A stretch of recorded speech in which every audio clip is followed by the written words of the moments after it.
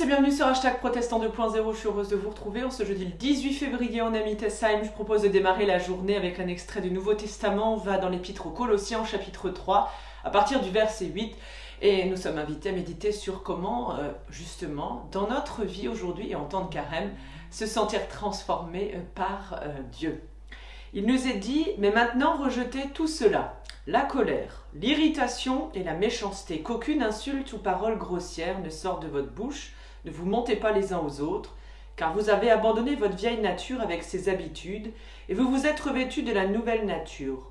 Vous êtes des êtres nouveaux, que Dieu notre Créateur renouvelle continuellement à son image, pour que vous le connaissiez parfaitement.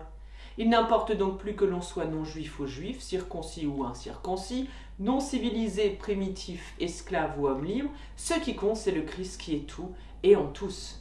Alors avec Christ, voilà donc que tous les croyants sont devenus des êtres nouveaux. C'est donc Paul qui nous invite à tirer toutes les conséquences de paroles, des attitudes que nous pouvons avoir envers nos prochains.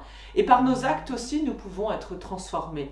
Les relations avec les autres peuvent devenir ainsi différentes. Et c'est dans la communion avec le Christ Jésus qu'il n'y a plus aucune distinction de quelque manière que ce soit, d'origine, de race, de classe sociale, ou bien même encore aujourd'hui simplement de couleur de peau. Et donc, pour aujourd'hui, je vous propose la prière qui nous vient du livret de la Société luthérienne.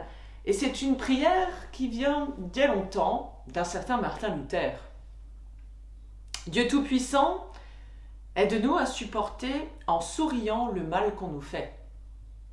Chasse de nous tout désir de revanche, accorde-nous de ne pas rendre coup pour coup, mais de trouver notre joie dans ta volonté qui nous envoie ces épreuves, en sorte que nous soyons portés à te remercier et à te louer. Dieu Tout-Puissant, rappelle-nous toujours que personne ne peut faire du mal, sans se nuire 1000 fois plus à tes yeux. Fait que nous soyons ainsi portés à pardonner plutôt qu'à frapper, à prendre en pitié plutôt qu'en haine.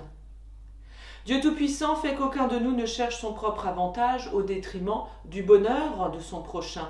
Oui, accorde-nous, Seigneur, de rejeter toute haine, tout esprit de discorde, pour vivre ensemble, comme de vrais enfants de Dieu, disant en parfaite amitié, non pas mon Père, mais notre Père.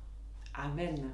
Je vous souhaite une belle journée dans la grâce de notre Seigneur. Je vous donne rendez-vous demain matin pour la prière du petit-déj et on se dit rendez-vous dimanche en vidéo pour un temps de célébration. Portez-vous bien, à plus.